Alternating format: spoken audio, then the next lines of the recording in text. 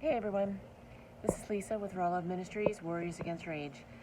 It's been a minute since I've checked in, but I've had a lot going on, as many of you have had a lot going on right now. It's kind of been a crazy time in this world, and really definitely a time that we need to be seeking the face of the Lord and making sure that He just keeps us from the fear that the world is trying to place on us. And in case any of you don't know, over a year ago, my daughter's life was taken by her soon-to-be ex-husband, and it's been a very trying time.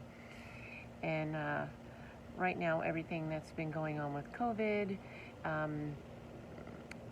nobody's got their mind on stuff like that right now. But in my mind, in my life, that's something that I deal with every single day. But there's just so much to do, and I know that every single person out there has their own things that they're dealing with. Aside from what's going on in the world, everybody has personal things that they're going through as well.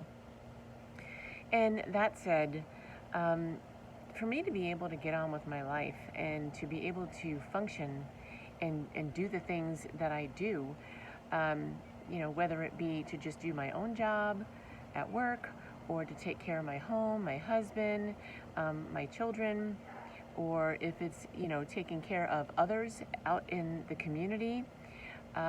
These are things that I feel like that the Lord's calling me to do. But it takes strength to do that, especially me having gone through what I'm still going through. Like I said, every day it's a challenge. But see, every day is a joyous day because I choose for it to be a joyful day. I have my moments, but every day is joyful because I do have the joy of the Lord. And the other day I was reminded of something that I thought was cool, and it kind of put this analogy in place that I thought was such a good way to look at this. Actually, my boss came up to me one day, a while back, and he told me, he said, you are the strongest woman I know. I guess he's saying that because of what happened with my daughter, which was just such a tragedy. And to be able to not move on, but just move forward, bringing her with me, has been an accomplishment. But the fact of the matter is, it's not my accomplishment. This is something that I've been able to do because I've had the Lord. And the cool thing is that he recognized that. I didn't even have a chance to say it. And he said, it's because you have the Lord. And he's absolutely right about that. But that kind of resurfaced the other day. And he was telling me, because I have something I have to take care of regarding my daughter coming up. And it's a heart-wrenching thing to have to relive again. But he wanted me to know that his heart was with me. This is my boss now talking. He wanted me to know that his heart was with me, but he didn't really think that that would be impactful, I guess. But I wanted him to know that it really does mean something to me when people do put their hearts out to me like that, or when people do lift me up in prayer like that, because I need to have strength to be able to go out there and do things for others. I feel like God's called me to do these things, and in order for that to happen, I'm going to get that strength through Him. But He does put others in our paths. And what came to me when I was talking to him about this, I said, don't think that your heart being there for me doesn't mean anything. I want you to just think about something for just a second. Most people have all heard about Moses parting the Red Sea so that the Egyptians can get through safely as they were escaping, because Pharaoh just refused to let God's people go. So, he made a way, the Lord made a way for Moses to be able to make that happen. And when he did, you got to figure there was so many people that had to make it through that water, right? And the water is just in walls around these people. And in order to make this happen, Moses was being obedient, and he stood there, and he had to hold his hands up in the air and hold his staff in the air the whole time. And just imagine with nothing in your hands for a minute, standing there with your hands up in the air. Kind of gets tiring. Well, could you imagine having to keep them up for hours and hours, and you needed to keep them up until sundown? And if you didn't, the walls would come crashing in on all those people. So Moses definitely did get tired.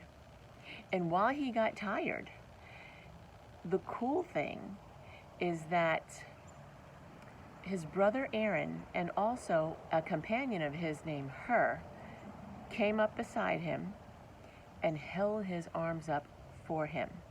Now, I'll be transparent and tell you that when I told him the story, I was mistaken, because I'd read the story several times before, and I hate to call it a story because it's not a story in that way. It is history. And when I was putting an account to that historical event, I said Aaron and Miriam. Miriam happens to be his sister, and Aaron's Moses' brother. So at the time when I was saying it, I did think it was cool that family was upholding him like that. But now that I had to fact check that just to be sure, and it was Hur, Hur, his companion, who held up. He was holding him up on the other side. So that's even cooler, because when you think about it, God does put these people in our lives to help support us. Family and friends. So you have family on one side, friends on the other, and they supported him. So, I didn't go into it quite as in depth when I was speaking to him about it, but the basic gist of this is that it does mean something when people come up beside you to support you. And it just means so much to me to know when I run into people, or whether they comment on something I post on Facebook or on YouTube, or if I see them in person as I'm going about my daily business, when they tell me, you know what, you might not hear from me all the time, but I want you to know I'm praying for you and I'm upholding you. And I cannot tell you how much that means to me. It means so much. And that's the thing, is that God does put people in your lives to come alongside you. And, we draw on him for strength, but he also puts people in our lives. And I just would like everybody to know how appreciative I am of that, and also to pay attention to those around you, and, take into account what they're doing for you. And God's put them in your life for a reason. Maybe it's just for a season, but it's certainly for a reason. So I just wanted to put that out there. Again, a big thank you, and I love you all. Have a good night.